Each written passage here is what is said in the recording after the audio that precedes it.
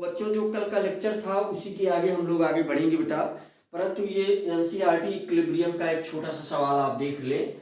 तो सवाल बच्चों ये है इसमें कि at a certain temperature and total pressure of 10⁵ pascal iodine vapour contains 40% by volume of I, है ना।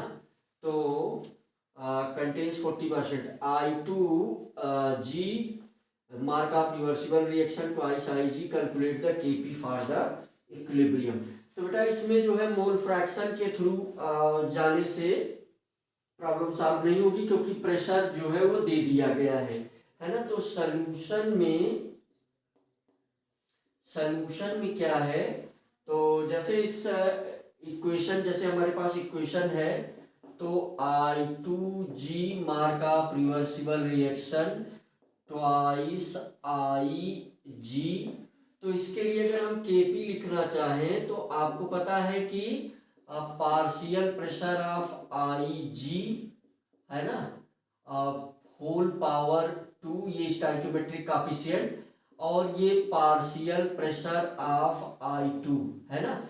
ये तो चूंकि ये चीजें दे दी गई हैं, है ना, 40% जो है बाई वॉल्यूम आई है ना। तो 10⁵ पास्कल का 40% हम निकाल लेंगे, मीन्स यहां से जो हमारा P-Ig होगा, तो ये 40% है ना, 40% ऑफ 10⁵, तो ये हो जाएगा 40 मल्टीप्लाइड 10⁵ डिवाइडेड बाई 100। तो ये हमारे पास आ जाएगा 4 इंटू 10⁻, व्हाट, 4 इंटू 10⁻4 है ना। तो ये Pi की वैल्यू आ जाएगी, और फिर यू कैन से Pi2 जो आ जाएगा बेटा, Pi2 गैस, तो partial pressure of Pi2 gas, तो ये 60% बचेगा इसके अनुसार, है ना, 10⁵। अब मोल फ्रैक्शन से जाना इसलिए नहीं सुटेबल होगा क्योंकि ये दे दिया गया है। तो यहाँ से जब हम आगे बढ़ जाएंगे तो ये हो जाएगा हमारे पास 60 इंटू 10⁵ अपॉन 100, तो इज इक्वल टू 6 इंटू 10⁴, है ना। तो ये कैंसिल होकर के, तो इसको हम उसमें Kp में रख देंगे, तो Kp इज इक्वल टू आ जाएगा हमारे पास 4 इंटू 10⁴ टोटल, है ना, पावर 2 डिवाइडेड बाई 6 इंटू 10⁴, तो ये हो जाएगा हमारे पास कितना, 16 इंटू 10⁴ मल्टीप्लाई 10⁴, और ये 6 इंटू 10⁴, तो ये कैंसिल हो जाएगा, और ये 6 है तो 6 1 जा 6 2 जा, है ना, 6 2 जा 12, और कितना बच जाएगा यहाँ पर 4 बच जाएगा। तो यहाँ पॉइंट लगा देंगे, फिर 6 6 जा, है ना, फिर 6 6 बढ़ेगा, तो फिर इसका मतलब कि ये 2.67 है ना। और देखिए यहाँ एटीएम का स्क्वायर है, और यहाँ पर जो है एटीएम नीचे रहेगा, क्योंकि दोनों प्रेशर है। अगर हम यूनिट की बात कर लें इसमें, तो ये ऊपर जो है एटीएम का स्क्वायर है और नीचे है एटीएम, तो ये बराबर कैंसिल आउट हो करके एटीएम आएगा। तो ये इंटू 10⁴, है ना, सॉरी पास्कल, है ना। तो ये जो है ऊपर नीचे हम अगर यहाँ पास्कल पास्कल अगर लिख देंगे, है ना, क्योंकि इसकी जगह क्या लिया गया है, पास्कल, इसकी जगह भी पास्कल, तो ये जो है जो आएगा तो फिर पास्कल ही आएगा, है ना, ये पास्कल ही आएगा। तो यहाँ पर ये पास्कल जो है आंसर हो गया। क्वेश्चन बहुत छोटा सा था बेटा, ये आप देख सकते हैं, कर सकते हैं। आइए हम अपने टॉपिक को आगे बढ़ाते हैं, राइट। तो कल का हमारा जो टॉपिक था कि इक्विलिब्रियम कांस्टेंट को क्या इन्फ्लुएंस करता है, तो वो पॉइंट एक टेम्परेचर, मेनली अगर हम बात करें तो बेटा टेम्परेचर ही इन्फ्लुएंस करता है ना। मेनली अगर हम बात करें तो टेम्परेचर ही इक्विलिब्रियम कांस्टेंट को क्या करता है, इन्फ्लुएंस करता है। तो ये सवाल से जुड़ी हुई बातें नहीं है, ये सवाल हमने आपके सामने किया। तो आइए हम उसमें एक मेथड देखे थे टेम्परेचर की वजह से कैसे वो प्रभावित हो रहा है ना। दूसरी बात हम क्या कहना चाह रहे हैं आपसे कि अगर रिएक्शन के लिखने का तरीका, रिप्रेजेंटेशन अगर बदल जाए तो भी क्या बदल जाता है। अगर रिएक्शन के लिखने का तरीका अगर बदल जाए तो भी इक्विलिब्रियम कांस्टेंट की वैल्यू वहां पर चेंज हो जाती है। तो कैसे चेंज होती है बेटा, वो क्वेश्चन बार बार पूछा जाता है। तो आइए हम लोग उसको देख लेते हैं फटाफट, ठीक है। तो कहीं ना कहीं जो है वी कैन से, कहीं ना कहीं जो है ये छोटा सा क्वेश्चन इसमें वरुण बेटा, ये छोटा सा क्वेश्चन मैंने करवा दिया है तो इसे आप देख लेंगे यहां से। तो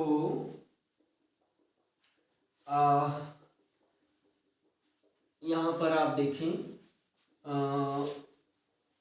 आई मीन्स रिएक्शन जो अगर लिखी गई हमारे सामने, अगर वो बदल दी जाए, उसके लिखने का तरीका अगर बदल दिया जाए तो फिर जो के इक्विलिब्रियम कांस्टेंट की जो वैल्यू है वो फिर बदल जाएगी, है ना। इक्विलिब्रियम कांस्टेंट की जो वैल्यू है वो बदल जाएगी। तो आइए हम लोग देखते हैं कि कैसे वो बदल जाएगी। ये इंपॉर्टेंट है देखना कि कैसे वो बदलती है। तो मेथड ऑफ रिप्रेजेंटेशन, दूसरा जो पहला मैं पिछले लेक्चर में डिस्कस किया हूं, दूसरा इसमें हो जाएगा हमारे पास मेथड ऑफ रिप्रेजेंटेशन, है ना। तो method of representation of reaction, method of representation of reaction, है ना। तो ये तो क्वेश्चन को फटाफट देखा जाए कि इसमें क्या है। एक ग्रीन वाला मार्कर तो बहुत बढ़िया मिट जाता है, लेकिन ये आपको पता नहीं अच्छा दिखेगा कि नहीं। चलिए हम कोशिश करते हैं जल्दी जल्दी। तो पहला एक एग्जांपल ABCD करके हम इसमें लेते जाते हैं। तो पहला ए है। अब जैसे अगर हम इसको क्वेश्चन में भी कन्वर्ट कर दें तो भी पहला जो ए है तो उसमें क्या किया जाएगा, अगर किसी कॉफिशिएंट से कोई रिएक्शन लिखी गई है, अब इसको आप क्वेश्चन भी मान के चलिए, है ना। यहाँ हम क्वेश्चन भी अगर लिख दें तब भी ये सब क्वेश्चन बनेंगे। ABCD जो भी हम यहाँ लिखेंगे ये सब क्वेश्चन है। मान लीजिए हमारे पास लिखा हुआ है you can say half H2 plus I2 half I2 mark of reversible reaction. तो यहां से क्या मिल जाएगा आपको, HI मिल जाएगा, है ना। तो इसके लिए अगर के इक्विलिब्रियम हमको लिखना है तो, है ना, के इक्विलिब्रियम हमें ये गिवन है। के इक्विलिब्रियम हमारे पास क्या आ जाता है कि concentration of HI divided by concentration of H2 power 1/2। Equilibrium constant इस पर ऊपर आ रहा है, multiplied by concentration of I2 power 1/2, है ना, पावर 1/2। तो आप देखें तो ऐसे ये अभी क्वेश्चन चल रहा है। तो यहां दे दिया जाएगा कि यू कैन से कि अगर इस पूरी रिएक्शन में हम 2 से मल्टीप्लाई कर दें, क्वेश्चन में क्या दे दिया जाएगा कि अगर इस पूरे रिएक्शन में हम मल्टीप्लाई 2 कर दें तो के इक्विलिब्रियम पर क्या इन्फ्लुएंस पड़ेगा। अगर हम इसमें 2 से मल्टीप्लाई कर देते हैं, देखिए जो फाइनली रिएक्शन आ जाएगी वो आ जाएगी H2 plus I2 mark of reversible reaction, फिर ट्वाइस HI, है ना। तो इसके लिए जब हम के इक्विलिब्रियम लिखेंगे, के डैश इक्विलिब्रियम हम मान लेते हैं, तो ये आ जाएगा हमारे पास HI concentration power 2 concentration of H2 into concentration of I2, है ना, ये आ गया। तो के इक्विलिब्रियम और के डैश इक्विलिब्रियम में क्या रिलेशन क्या बन रहा है, जरा इस पर विचार किया जाए। तो जैसे इसको हम बोल दें क्या, इक्वेशन नंबर 1, इसको बोल दें इक्वेशन नंबर 2, है ना। तो इस इक्वेशन नंबर वन को, है ना, इक्वेशन नंबर वन को दोनों तरफ अगर हम इस इक्वेशन को दोनों तरफ हम स्क्वायर कर दें, तो आप देखें इस इक्वेशन को दोनों तरफ हम क्या कर दें, इसका स्क्वायर कर दें, इसका हम क्या कर दें, स्क्वायर, है ना, स्क्वायर बोथ साइड, आप ऑन स्क्वायरिंग बोथ साइड, अगर इसका हम स्क्वायर कर दें तो यहां से क्या मिल जाएगा, स्क्वायरिंग बोथ साइड, है ना, या square both side of above equation, square both side of above equation, अगर ऐसा कर दिया जाए तो ये क्या मिल जाएगा, K equilibrium square is equal to concentration of H I square, और नीचे जो 1/2 पावर है वो खत्म हो जाएगी, तो H2 और मल्टीप्लाइड I2, इसे हम बोल दें क्या, इक्वेशन नंबर थर्ड। तो आप देख लें कि इक्वेशन नंबर सेकंड और थर्ड का राइट हैंड साइड बराबर है।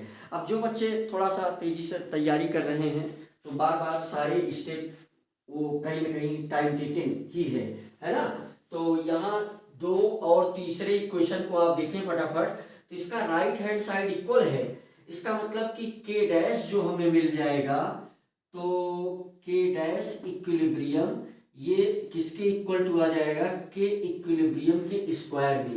मीन्स हमें फाइनली कंक्लूजन क्या मिल रहा है, फाइनली हमको कंक्लूजन ये मिल रहा है कि ये हमारी मेन रिएक्शन थी, इस रिएक्शन से जिससे आप मल्टीप्लाई करेंगे वो इसके पावर में चला जा रहा है। 2 से आपने मल्टीप्लाई किया तो ये 2 पावर में आ गया, अगर आपने 3 से मल्टीप्लाई किया होता तो यहाँ 3 आ जाता, अगर आप 4 से मल्टीप्लाई करते यहाँ पर तो यहाँ पर 4 आ जाता।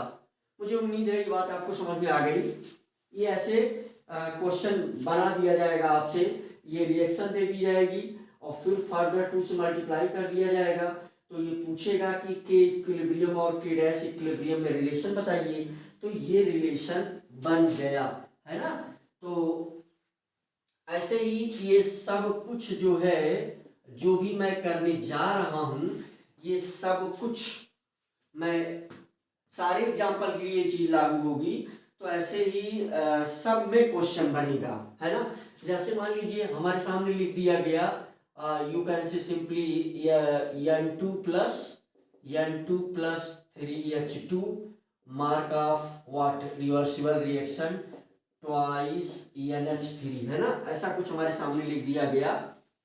फिर इसके लिए के इक्विलिब्रियम दे दिया जाएगा, के इक्विलिब्रियम क्या हो जाएगा, concentration of NH3 power 2 divided by N2, है ना, और concentration of H2 power what 3, है ना, ये चीज आ जाएगी। अगर हम इस रिएक्शन को उल्टा लिख दें, मीन्स हम यहाँ ऐसा लिख दें ट्वाइस NH3, तो ये किस में कन्वर्ट हो जाएगा, N2 plus 3H2, है ना, N2 plus 3H2। अब इसके लिए जो के डैश इक्विलिब्रियम लिखा जाएगा, तो ये हो जाएगा बेटा N2, है ना, और into H2 power 3 divided by NH3, इसका स्क्वायर लगा दिया जाएगा। तो यहाँ आप देख लें, ये हो गया हमारे पास इक्वेशन नंबर 1, ये हो गया इक्वेशन नंबर 2। अब के इक्विलिब्रियम और के डैश में क्या डिफरेंस हो जाएगा, अगर हम देखिए इक्वेशन क्या की गई है, उल्टी लिख दी गई है, तो ऐसे में अगर हम इसके लिए 1/k इक्विलिब्रियम कैलकुलेट करें, अगर ये इक्वेशन जो है 1/k डैश इक्विलिब्रियम, तो ये चीज ऊपर चली जाएगी, तो ये हो जाएगा हमारे पास NH3, है ना, ये सब कुछ हम 1/, में लिखेंगे, अगर ये 1/, लिखना चाह रहे हैं तो ये NH3 whole square concentration of NH3 और N2 और फिर क्या H2 concentration of H2 power 3, है ना। तो यहां से इक्वेशन नंबर ये हमारे पास 3 हो गई। तो आप देखें कि इक्वेशन नंबर 1 और 3 का RHS जो है वो इक्वल है, तो LHS भी इक्वल होगा। तो यहां हम लिख सकते हैं कि फ्रॉम इक्वेशन क्या 1 and 3, from equation 1 and 3 we get, हम पाते हैं क्या पा जाएंगे कि के इक्विलिब्रियम जो है 1 अपान के डैश इक्विलिब्रियम के इक्वल हो जा रहा है। तो फाइनली आपको क्या कंक्लूजन मिला? फाइनली ये कंक्लूजन मिला कि अगर हम किसी भी रिएक्शन को उलट देंगे तो इक्विलिब्रियम 1 अपान में चला जाएगा, है ना। फाइनली ये कंक्लूजन आपको मिल रहा है कि अगर हम किसी रिएक्शन को उल्टा करके लिख देंगे तो के इक्विलिब्रियम की वैल्यू जो है वो 1 अपान में चली जाएगी, है ना। सी आप देखें, अगर हम किसी को डिवाइड कर दें, अगर मान लीजिए हम किसी चीज को क्या कर दें, डिवाइड कर दें, तो वो कहाँ जाएगा, है ना। जैसे देखिए हमने डिवाइड किया, हमने मल्टीप्लाई किया तो वो पावर में चला गया, और अगर हम डिवाइड कर दें तो कहाँ चला जाएगा। तो ये केस बन रहा है जिसमें पूछा जाता है। तो सी सारे क्वेश्चन है। पहले केस में हमने क्या किया, रिएक्शन में किसी चीज से मल्टीप्लाई किया, जो मल्टीप्लाई किया वो पावर में चला गया। दूसरे में हमने क्या किया, रिएक्शन को उल्टा लिख दिया, तो जो उल्टा लिखने पर 1 अपान में चला गया इक्विलिब्रियम कांस्टेंट। यहाँ तीसरे में क्या होगा, अगर हम डिवाइड कर दें, मान लीजिए यहाँ से हमारे पास यही इक्वेशन ले लेते हैं N2 + 3H2, है ना, गिव्स ट्वाइस NH3।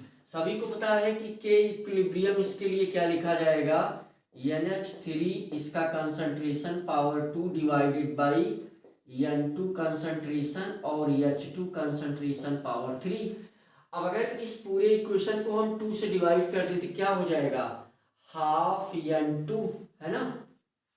आप देखिए तो हाफ N2 + 3/2 H2, ये मार्क ऑफ रिवर्सिबल रिएक्शन, और 2/2 NH3।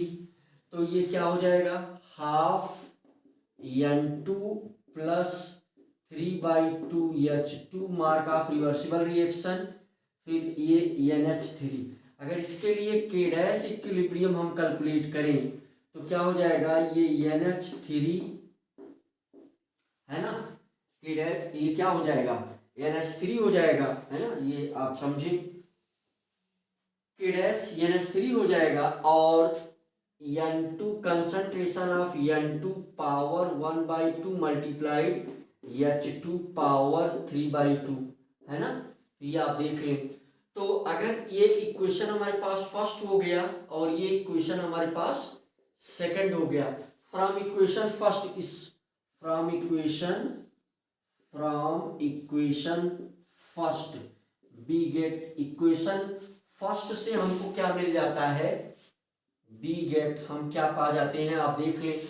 तो इक्वेशन के दोनों तरफ अगर हम रूट लगा दें तो देखो ये के इक्विलिब्रियम अंडर रूट में, और ये पूरा पूरा अगर अंडर रूट में चला जाएगा तो आप देखें concentration of NH3 divided by concentration of N2, है ना, into concentration of H2 power 3।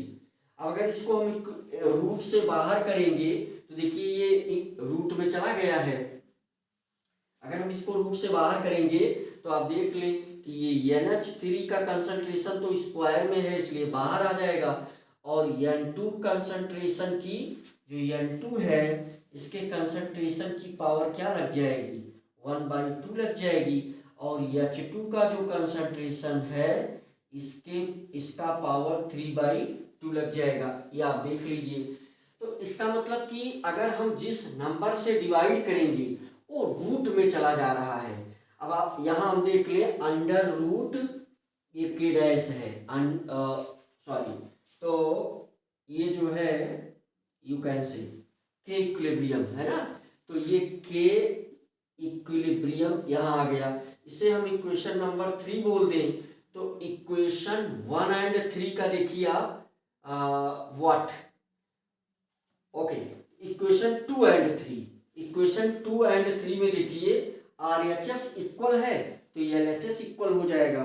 इसका मतलब यहाँ का जो रिलेशन बन रहा है इसमें, तो ये हमारे पास आ जाएगा K dash equilibrium is equal to under root में के इक्विलिब्रियम।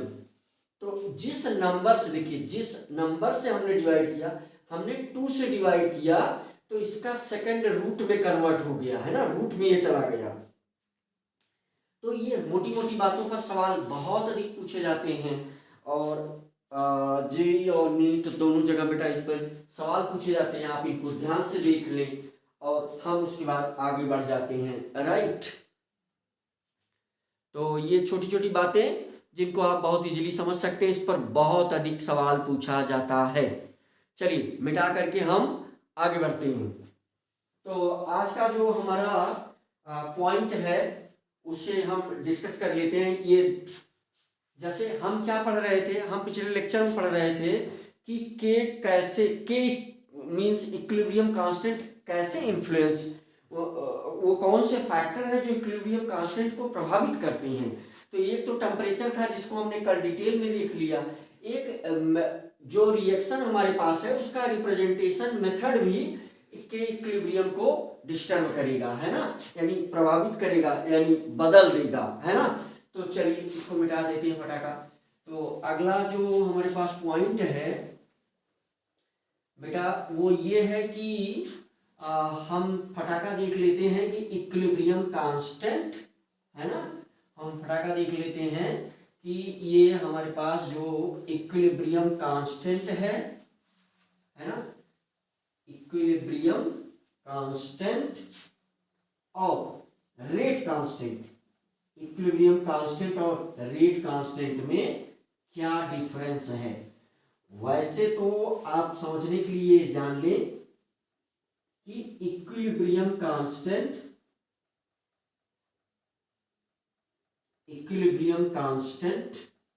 वो एक्सोथर्मिक और एंडोथर्मिक रिएक्शन के लिए, अगर एक्सोथर्मिक रिएक्शन है तो टेम्परेचर बढ़ाने पर क्या इंपैक्ट पड़ेगा इक्विलिब्रियम कांस्टेंट पर, है ना, और एंडोथर्मिक है टेम्परेचर बढ़ाने पर क्या इंपैक्ट पड़ेगा, इस बात को आप समझें। और रेट कांस्टेंट क्या है, तो रेट कांस्टेंट का डेरिवेशन आर्हीनियस ने किया, है ना, रेट कांस्टेंट को क्लियरली डिराइव किसने किया, आर्हीनियस ने किया अपने इक्वेशन में। तो रेट कांस्टेंट और इक्विलिब्रियम कांस्टेंट, उसके लिए एक अलग से इक्वेशन दी गई है। अगर कैटलिस्ट किसी रिएक्शन में प्रेजेंट करवा दिया जाए तो क्या होगा, अगर कैटलिस्ट किसी भी रिएक्शन में प्रेजेंट करवा दिया जाए तो कैटलिस्ट एक्टिवेशन एनर्जी को घटा देता है, तो उससे रेट कांस्टेंट की वैल्यू बढ़ जाएगी, लेकिन कैटलिस्ट का इंपैक्ट इक्विलिब्रियम कांस्टेंट पर नहीं पड़ता है। कैटलिस्ट का इंपैक्ट इक्विलिब्रियम कांस्टेंट पर नहीं पड़ता है।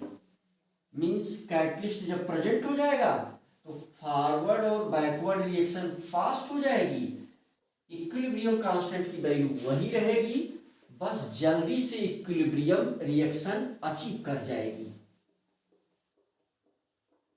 तो ये छोटा मोटा डिफरेंस किस किस के बीच में था, इक्विलिब्रियम कांस्टेंट और रेट कांस्टेंट के बीच में, है ना। एक छोटा सा टर्म है हमारे पास, वो है रिएक्शन क्वोशेंट, है ना। तो हम लोग आइए डिस्कस करते हैं रिएक्शन क्वोशेंट को।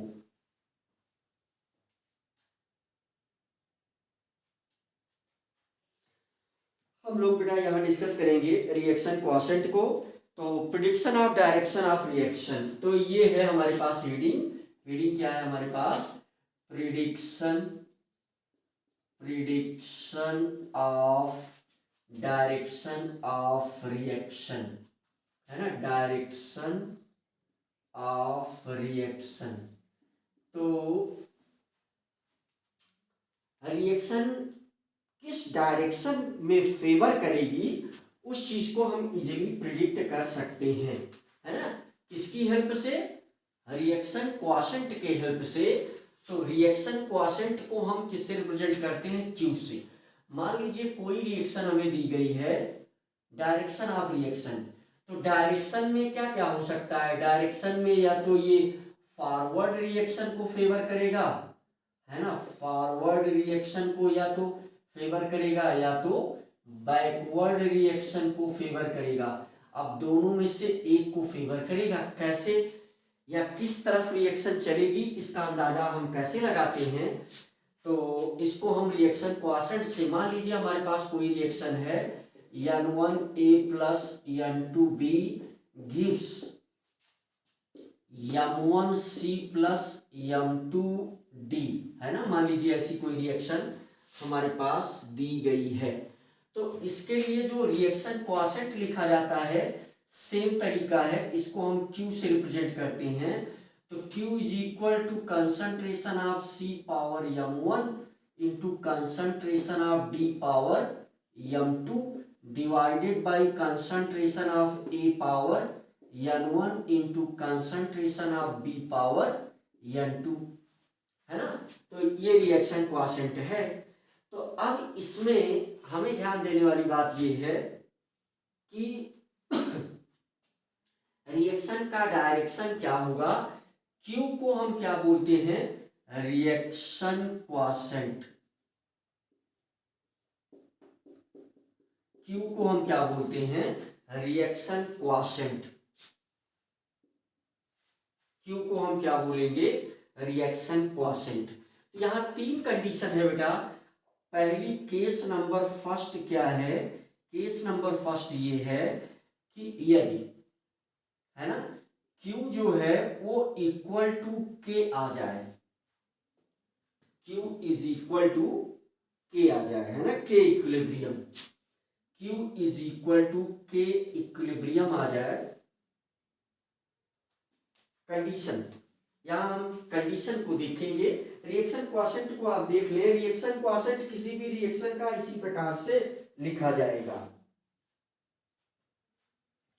रिएक्शन क्वॉशेंट किसी भी, कोई भी रिएक्शन हमारे सामने इस प्रकार से लिख दी गई है तो इसका रिएक्शन क्वॉशेंट ऐसे लिखा जाएगा।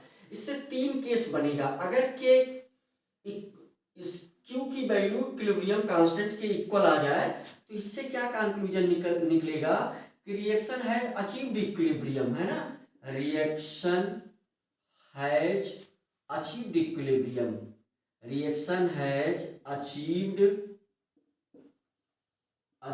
इक्विलिब्रियम। दूसरा केस क्या है, case one.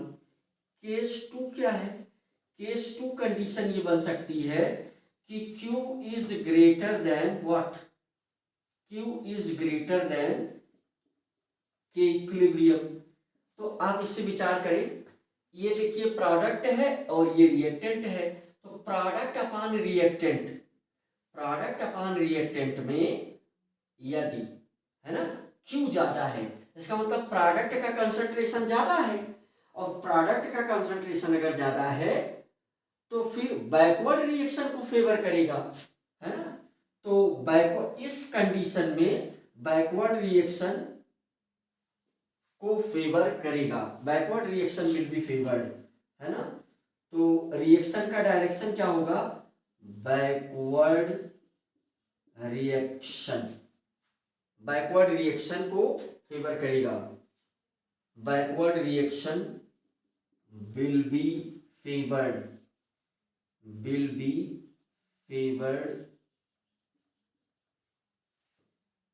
In this condition, है ना, will be favoured in this condition. Case three क्या है हमारे पास, केस थ्री है बेटा यहां से कि Q जो है वो लेस देन के इक्विलिब्रियम हो जाए। तो ये किसको फेवर करेगा, अब देखें आप, इसका मतलब प्रोडक्ट कम है। अगर Q लेस हो रहा है तो प्रोडक्ट कम है, कितना कम है, जो इक्विलिब्रियम कंसंट्रेशन के लिए आवश्यक है। तो इसका मतलब forward reaction will be favoured. तो यहां से forward reaction will be favoured, है ना, विल बी फेवर्ड, यानी फॉरवर्ड रिएक्शन टेक्स प्लेस। यहां पर क्या होगा, बैकवर्ड रिएक्शन टेक्स प्लेस, है ना। तो फॉरवर्ड रिएक्शन विल फेवर्ड, है ना, बहुत सिंपल सी छोटी छोटी बातें। आप विचार करें इन चीजों पर, देख लें आप आराम से। एक जो दूसरा एक छोटा सा और टॉपिक, ये चीज हम क्वेश्चन करेंगे। देखिए इन चीजों की जरूरत कहाँ पड़ेगी हमें, आगे के टॉपिक में पड़ेगी, है ना। इसको आप इससे कंपेयर करेंगे तो आराम से समझ जाएंगे, है ना। तो ये दूसरा हमारे पास टॉपिक है relation between Gibbs free energy and reaction quotient, है ना। तो यहाँ पर एक रिलेशन हमारे पास है जिस पर हम डिस्कस करेंगे, relation between Gibbs free energy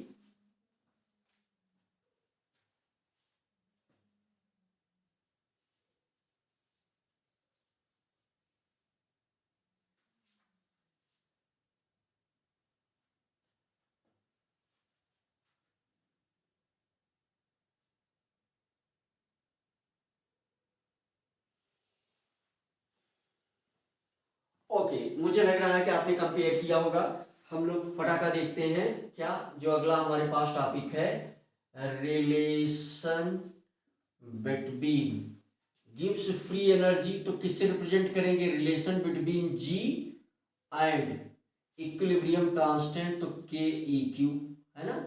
तो ये रिलेशन हम लोग देखेंगे, तो इसे आप देख लें।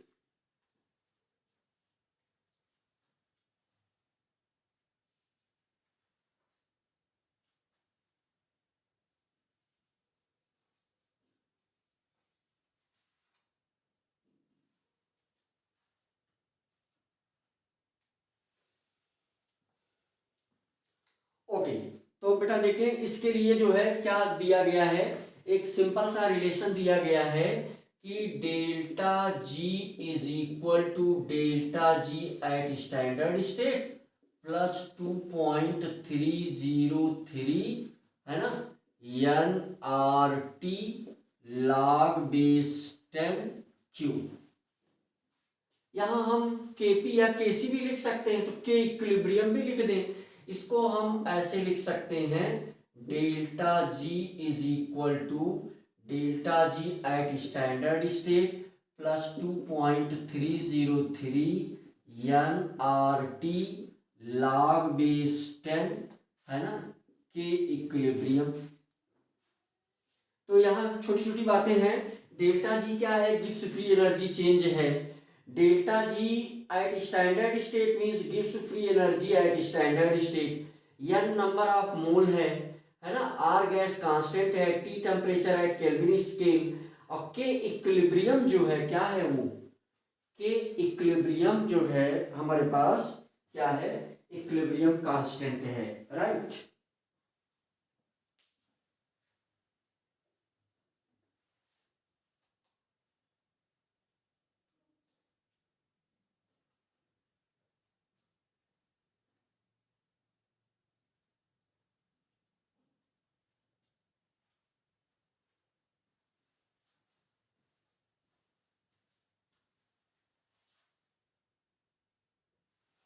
तो बच्चों ये छोटा सा रिलेशन है और हमें जो है इसको याद रखना पड़ता है। थर्मोडायनेमिक्स में भी ये चीज बताई गई है। तो हम सभी लोग जानते हैं कि एट इक्विलिब्रियम,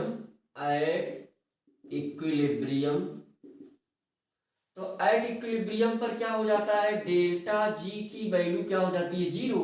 तो इसका मतलब कि अगर डेल्टा जी जीरो हो जाएगा तो यहां से हमें मिल जाएगा delta G not is equal to minus 2.303 N R T log base 10 K equilibrium, है ना। बिल्कुल एकदम सिंपल सी बात, छोटी छोटी बातें हैं। तो यहां से बेटा जो है कुछ रिलेशन बनते हैं, है ना। यहां से कुछ रिलेशन बनते हैं जिनको आपको देखना है ना। तो यहां से जो है दो चीज हमको याद रखनी पड़ती है, तीन केस यहां से हमको याद रखना पड़ता है बेटा। तो उसको एक्सप्लेन भी करके आपको समझाया जा सकता है। क्वेश्चन जब हम लोग करेंगे तो उसको एक्सप्लेन करेंगे, अभी भी यहां समझने का आप प्रयास करेंगे तो समझ जाएंगे, है ना।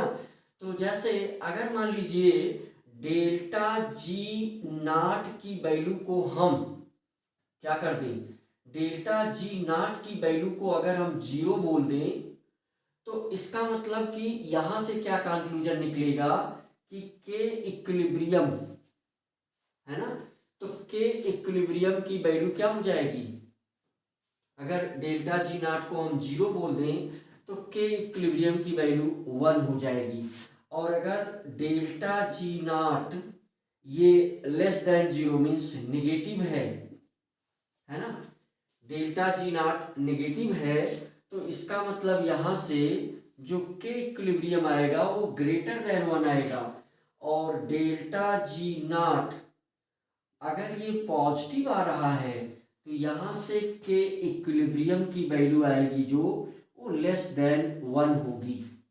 तो ये तीन कंडीशन, ये केस नंबर 1, केस नंबर 1, ये केस नंबर 2, ये केस नंबर 3। तो इस पर आप विचार करें, मैं इसको समझाना चाहता हूं थोड़ा सा तुरंत, राइट।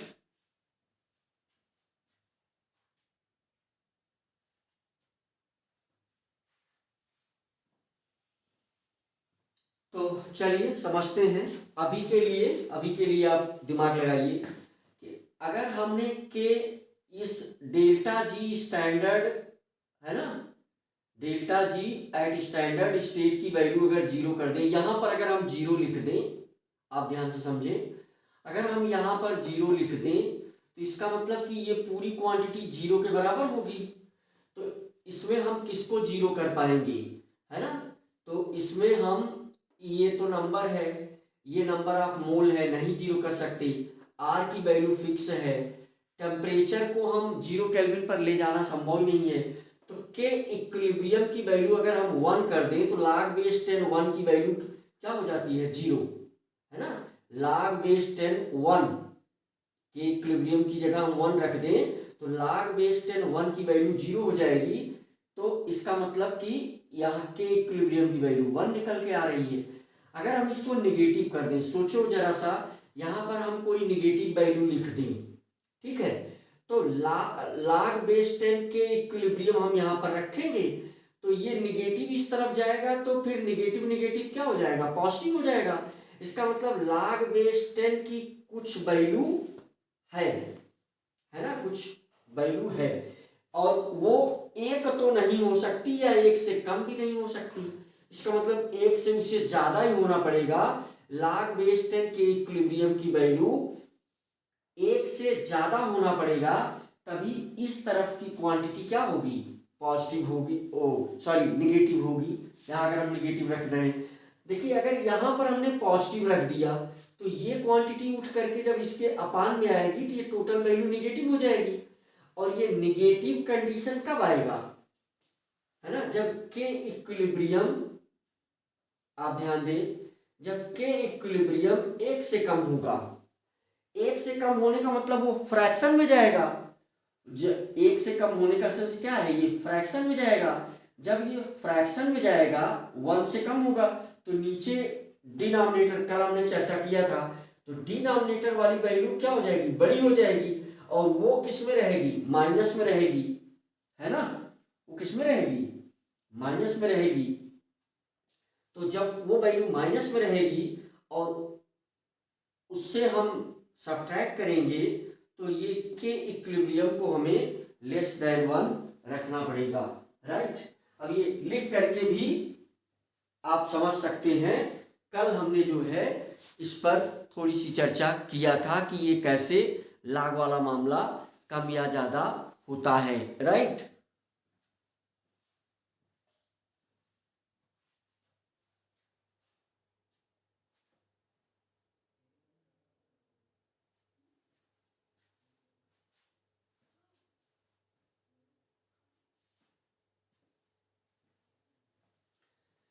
ओके बच्चों, तो हम लोग जो है इससे रिलेटेड क्वेश्चन को हम नेक्स्ट वीडियो में देखेंगे, राइट।